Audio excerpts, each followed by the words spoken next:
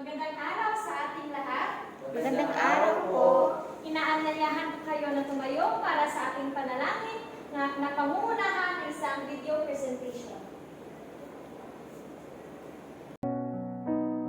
Tayo'y manalangin. Aming Diyos na makapangyarihan sa lahat, salamat po sa araw na ito. Salamat po sa magandang kalusugan at sa mga biyaya na aming natatanggap araw-araw. Tunay na kaibuti mo po, Panginoon, kaya patuloy na pinupuri at sinasamba ka namin. Dalangin po namin, nagabayan niyo po kami sa araw na ito. Tulungan mo po kami na maunawaan ang lahat ng mga araling ituturo sa amin. Bigyan niyo po kami ng talino, pagmamahal at kalakasan sa aming pag-aaral. Pagpalain mo po ang aming bansa, ang aming paaralan, ang aming mga guro at mga magulang. Salamat po sa pangalan ng aming Panginoong Hesukristo. Amen. Bago tayo umupo ay tingnan muna natin ang ating paligid kung may basura pa at pulutin ito at itapon sa tamang lalagyan. At pakiayos na rin ang inyong mga upuan.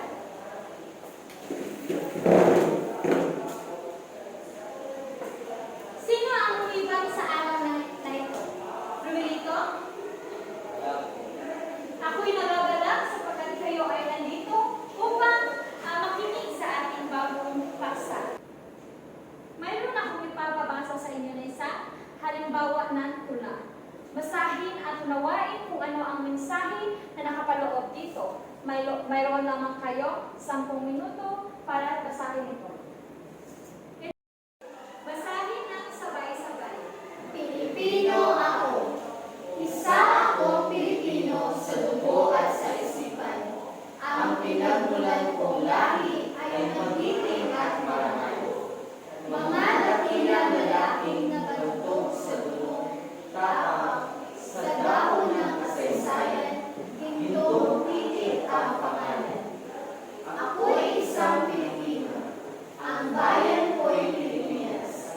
Bansang dulot ng may kapal sa silangan ng palabas. Yaong libo-libong pulo na sa dagat ay nagkalat. Sa halilin ng mga alon, tila reras ang tagulan. Malawak na kabutiran ay kay gandang magbalasig. Ang paligid ay lutian ng dahil sa mga talim. Mapagpalang mga kamay ang dito ay nag-aangkin. Pilipinong nagsisikap, Pilipinong maliisip. Ang yaman na nakatago sa bundok at mga gubat, sa tulong ng aking lakas ay palaging binahanap. Tinutuntun, tinutuklas sa tulong ng pagsisikap, ginagamit upang itong aking bayan ay umulan. Ako'y isang Pilipino, ang laya ay minamahal. Kamatayan ay matamis kapag ito ay inulan. Lako-lakong magpabagong pagsinakop ng bayuhan. Muli akong magbubuwal sa tiragpas at bataan. Ngayong bayan ay nalaya ay kairaming dapat gawin. Industriya at kalakalan ay dapat nakaunlarin. Ang bukid at kaparangan ay dapat na pagyahanin. Ang lungsod at mga nayon ay kailangang pagpapigil. Ako'y isang Pilipinong may pumuling gagampanan upang bayan ay irating patungo sa kaunlaran. Mga dakilang layunin ng bayaning mararangal, buong sikap ng gagawin upang tayo magtagumpay. Kaya tayo ay kumilos, halina at magbalikwas. Masama nating gabi ay palitan ng ganap. Magkaisang magtulungan buong sikap, buong patag, upang ating maitindig ang maninig nating bukas. Maraming salamat at napagaling inyong magbasa. Ang ating gawain ngayon ay picador. So mayroon ako ditong maliliit na mga papel at nakapaloob dito ang mga numero na siyang bubunutin ninyo.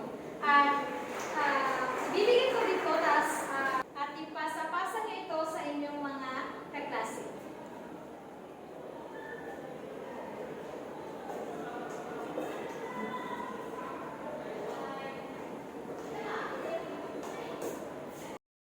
Tatawag ako ng numero at kung sino ang nakabunot nun ay siyang sasagot sa mga katanungan. At pipili lamang kayo ng pinto, kulay ng pinto. Mayroong kahel, dilaw, berde, pula at kayumanggi. Tayo magsisimula na. Ang unang numero ay bilang 7. Sino ang nakabunot na bilang 7?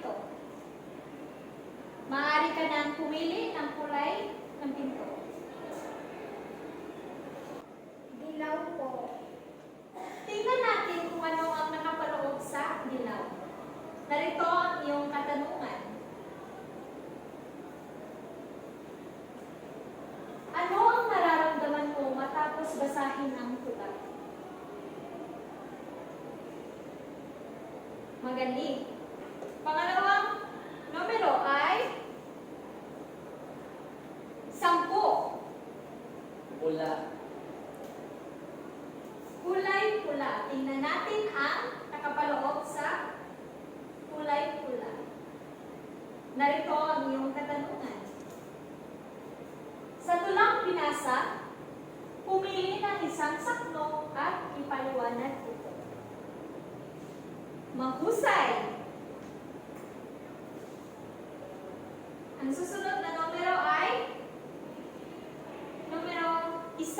Sino nakabunot na numero 1? Kahel po. Kahel. Tingnan natin ang kahel.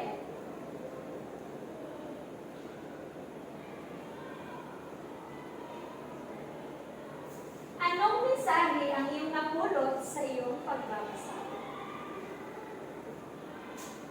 Maraming salamat sa iyong magandang kasagutan.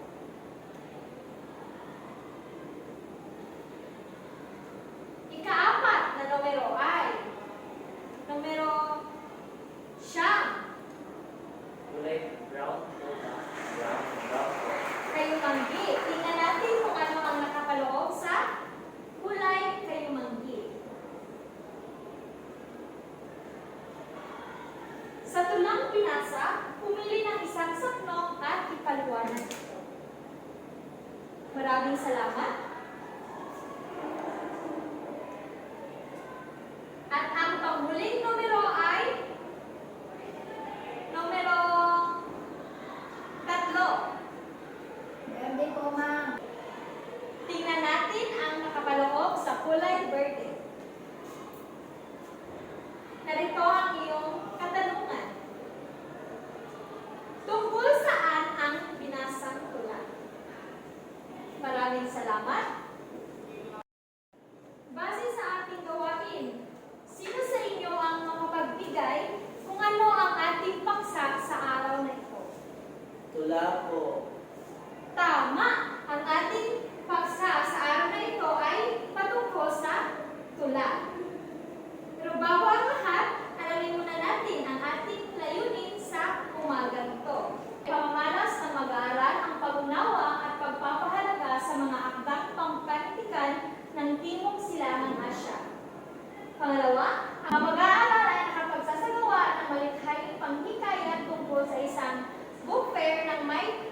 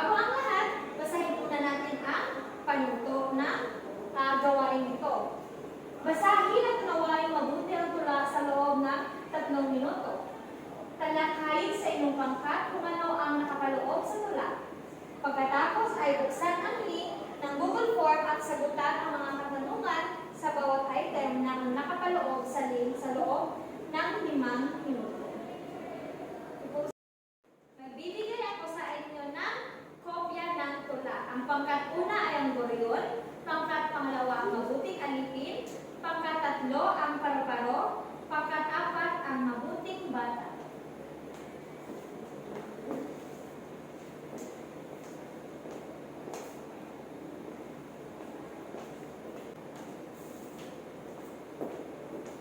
Maaari na kayong magsimula. Tapos na ba ninyong basahin ang tula? Ngayon ay maaari ninyong buksan ang link na ito at sagutan ang mga katanungan na nakapaloob dito.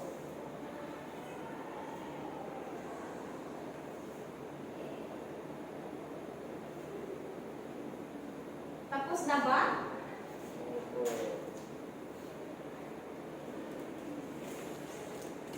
Alamin natin ang sagot ng pangkat-una. Huwag kayong mag-alala pangkat-pangalawa, pangkat-tatlo at pangkat-apat dahil i-check namin yan pagkatapos ng talakayan na ito at mayroon din kayong puntos. Alamin natin ang sagot ng pangkat-una. Ang unang katanungan ay, ano ang mensahe ng tula? So, narito ang kanilang sagot. Ang goryon ay naglalarawan ng simbolo ng pangarap, layunin at tagumpay. Pinapakita rito ang paglalakbay ng goryon sa himpapawid na may layuning abutin ang mataas na pangarap. Sa pamamagitan ng paglalarawan ng goryon, ipinapahayag ng tula ang pagganasa ng tao na mangarap at mangarap ng malaki upang marating ang kanilang pangarap sa buhay. Tama naman ang kanilang sagot. Ang goryon ay isang saranggola, kung saan hinahaling tulad dito ang ating buhay na minsan nasa itaas at minsan ay nasa ibaba. Ang pangalawang katanungan naman ay magbigay ng matalinhagang salita sa ginamit sa tula. Ang kanilang sagot naman ay maawain kamay. So, sa itong matalinhagang salita, dahil ang ibig sabihin ng maawain kamay ay matulungin ang isang tao. Ngayon ay dumako na tayo sa kahulugan ng tula. Ano nga ba ang tula? Pakibasa? Ang tula ay isang akdang pampanitikan na naglalarawan ng buhay batay sa imahinasyon. Kaisa ng ating damdamin at ipinahayag sa pananalitang may angkin. Ito ay nagpapahayag ng mayayamang kaisipan sa malilikit na pananalita sa pamamagitan ng mga taludtod. Maraming salamat. Ang tula ay isang akdang pampanitikan kung saan ang isang tao ay may malayang paglalarawan ng kanyang buhay. Ang tula ay batay lamang sa ating imahinasyon. Ito ay nagpapahayag ng mayayamang kaisipan sa marilikit na pananalita sa pamamagitan ng mga taludtod. Ang isang tula ay ginagamitan ng taludtod o sakdong. Alamin natin ang elemento ng tula. May 5 elemento ang tula. Una ay ang sakdong, pangalawa ay sukat, pangatlo ay tugma, pang-apat ay kariktan, at ang panglima ay talinhaga. Unang elemento ng tula ay ang sakdong. Tumutukoy ito sa bilang ng bawat taludtod. Halimbawa na lamang, ang tulang ating binasa kanina ay mayroong 13 sakdong. Tawa naman ay sukat. Ito ay tumutukoy sa bilang ng pantig sa bawat taludtod o sakdong. Ang sukat ay mayroong 4 na uri ito. Wawaluhin, 12, 16, at 18. Tignan natin ang halimbawa kung ilang sukat ito. Isa akong Pilipino sa dugo at isipan. Ang pinagmulan kong lahi ay magiting at marangal. Mga dakilang lalaki lalaki na bantok sa dunong tapang, sa dahon ng kasaysayan, gintong titik ang pangalan. Ating bilangin kung ilang sukat ito. Ang halimbawang ito ay may sukat na 16.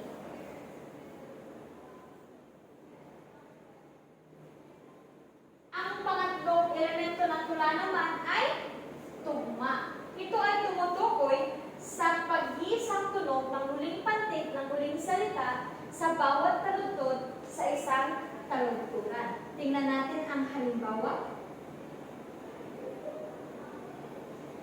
Ngayong bayan ay malaya ay kay raming dapat gawin. Industriya, kalakalan ay dapat na kaunlarin. Ang bukid at kaparangan ay dapat na pagyamanin. Ang lungsod at mga nayon ay kailangan pabutihin. Jerry J, sa'yo nakikita, anong tugma ang makikita sa tula?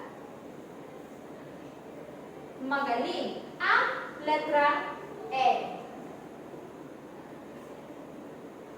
Ang pang-apat na elemento naman ay kariktan. Tumutukoy sa paggamit ng mga pili, angkop at maririkit na salita. Sa ating binasang tula kanina, ay hanapin natin ang mga maririkit na mga salita at nakahanap tayo ng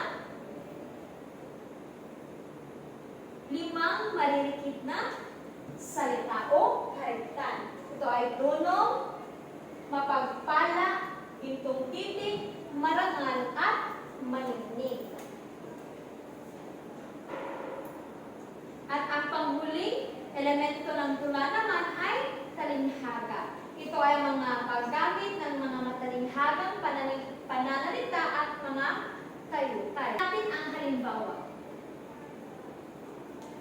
Unang halimbawa, halik ng mga alon, tila perlas ang katulad. Pangalawang halimbawa, kamatayan ay matamis kapag ito ay tiluray. Libu-libong pulo na sa dagat ay nagkalat. Ang paligid ay luntian ng dahil sa mga tanim. Yan lamang ang mga halimbawa, talinhagang salita.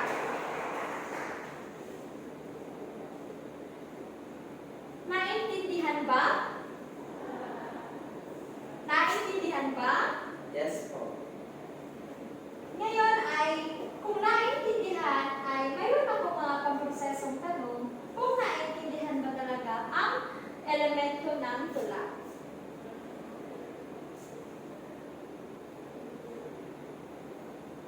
Aldrin, ano ang mga elemento ng tula? Magaling, ikaw ay talagang nakikinig sa aking talakayan ngayon. Pangalawang tanong, ano ang kahalagahan ng elemento ng tula sa paggawa ng isang tula? Vilma, ano nga ba ang kahalagahan ng sukat, tugma, karikat, at talinghagang salita sa paggawa ng isang tula? Mahusay ang iyong sagot. Vilma, maaari ka nang umupo. Mahalagang malaman natin ang elemento ng tula dahil ito ang magsisilbing gabay natin sa paggawa ng isang tula. Magandang araw sa inyong lahat. Ngayon naman ay tatalakayin naman natin ang uri ng tula. Una ay ang tulang liriko. Ito ay tula ng damdamin na puno ng masisidhing damdamin ng mga tao tulad ng pag-ibig, kalungkutan, kapikuan, kaligayahan, tagumpay at iba pa. Maikli at payak ang uri ng tula. Ang tulang ito ay maikli ngunit maririkit na salita ang ginagamit nito. Pangalawa is ang tulang-tula o pangtanghalan. Ito ay katulad ng karaniwang dula at ang kaibahan nga lang ay binibigas ng mga tauhan ang mga kanilang dialogo sa pamamagitan ng tula. Pangatlo ay tulang patnigan.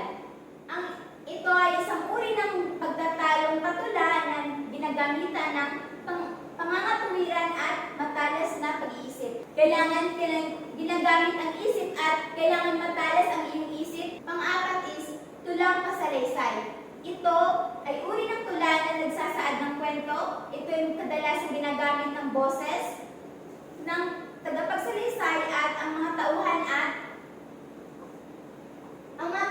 at ang mga buong istorya ay nasusulat sa may sukat at taludtod.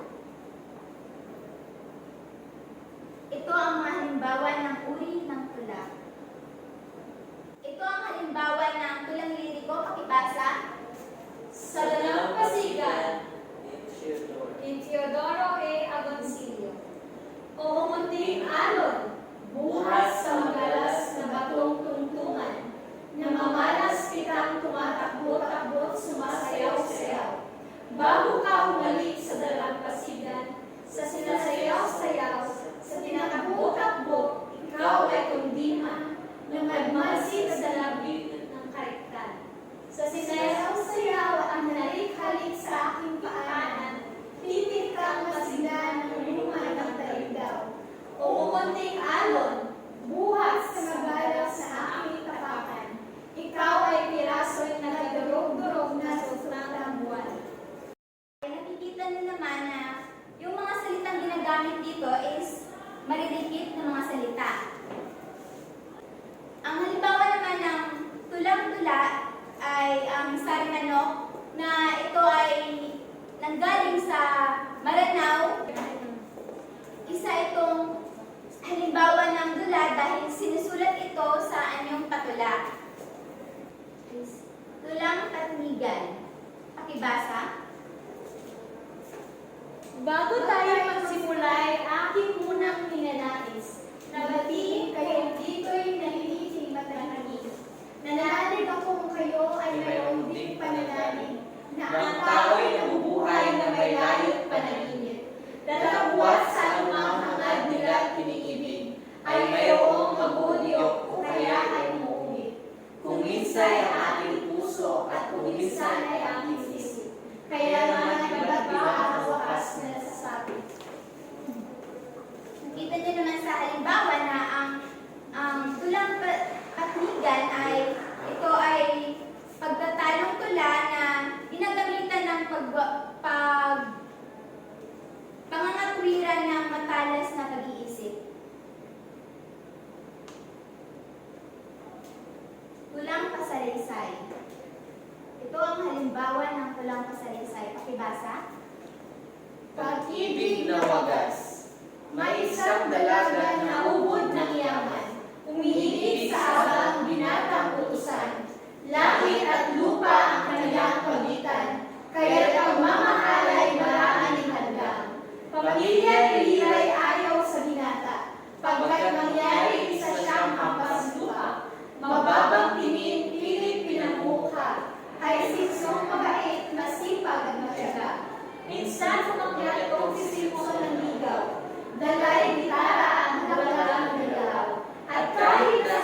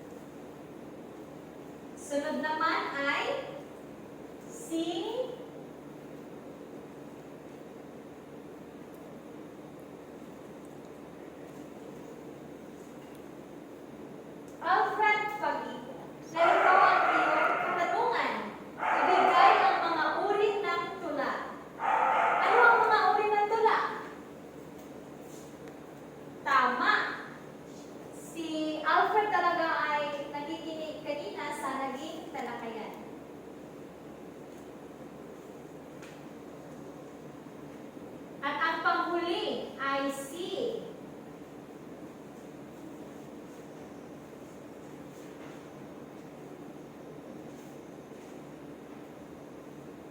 Alvin. Narito ang iyong katanungan. Ano ang natutunan mo sa naging talakayan ngayon? Maraming salamat, Alvin. At ikaw ay may natutunan sa araw na ito. At naway lahat kayo ay may natutunan sa ating talakayan sa araw na ito. Narito ang ating gawain. Panuto, gumawa ng isang tula tungkol sa pagpaparangal ng mga Pilipino dahil sa ginawang kabayanihan na may 3 sakno. Ipasa ito sa email ng guro. Narito ang email ng guro. Narito ang pamantayan sa pagmamarka. Nilalaman, 10 puntos, pagkamalikhain 10 puntos, kabuuan 20 puntos.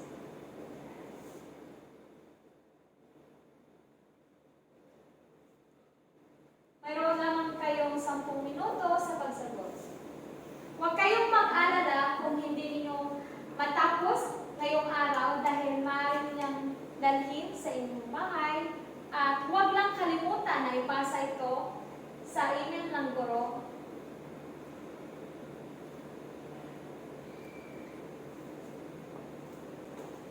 Maaari na kayong magsimula.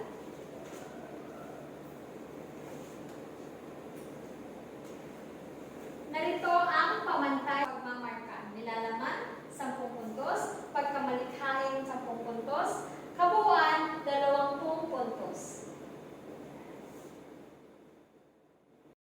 Ngayon ay dumako naman tayo sa pagtataya.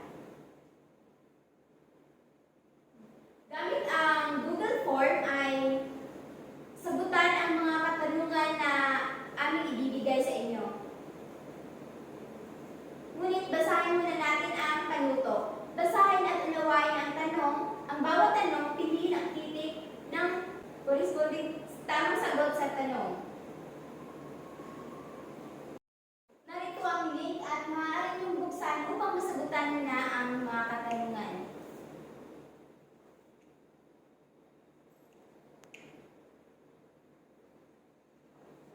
Ngayon ay buksan naman natin ang isa sa mga sagot ng inyong kamag-aral.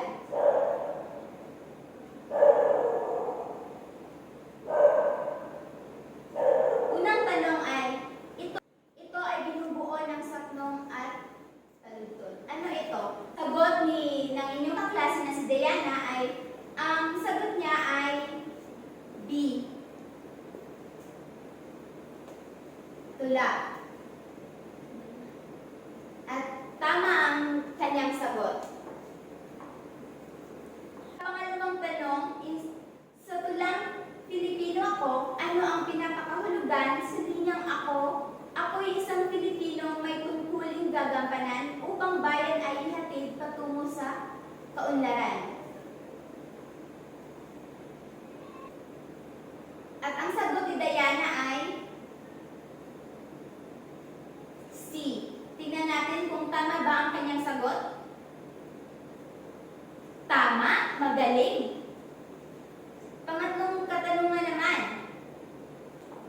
Bilang isang mag-aaral, paano mo maipapakita ang pagpapakahalaga sa mga tula sa bansang Pilipinas? Ang mga banyagang akda. B. Magbasa ng tula kapag nababago lamang. C. Mga tula sa ibang bansa lamang ang babasahin at pahahalagahan. D. Magbasa ng mga tula sa Pilipinas, tangkilikin ito at ibahagi sa iba. At ang sagot ni Diana dito ay D. Tignan natin kung tama ba ang kanyang sagot. Pang-apat na tanong, sa tulang Pilipino ako, sa linyang magkaisa at magtulungan, buong sikap, buong tatag, upang ating maintig, magniningning natin bukas. Ano ang pinakahiwatig sa linyang ito? Letter magbigay ng tamang hanggat may bansang tutulong sa ating para sa kaunlaran. B. Magsikap sa sariling kapakanan at magkaroon ng maningning at kinabukasan. C. Mag-aral ng mabuti para magandang kinabukasan. D. Ito'y panawagan na dapat tayong mga Pilipino ay magkaisa at magtulungan upang maging maaliwalas at makulay ang kinabukasan ng ating bansa. Tingnan natin kung tama ba ang sagot ni Diana. Ang sagot ay letter D. At tingnan natin kung tama ba ang kanyang sagot. Tama! Mahusay!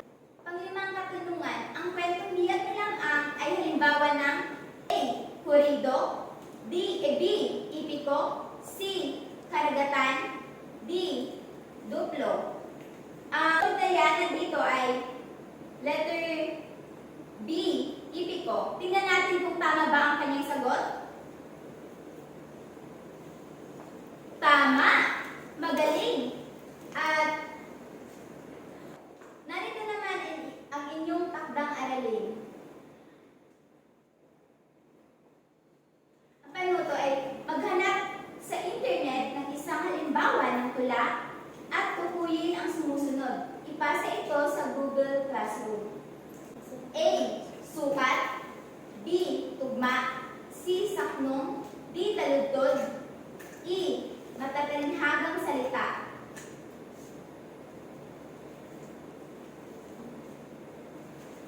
At yun lamang at maraming salamat sa pakikidahagi.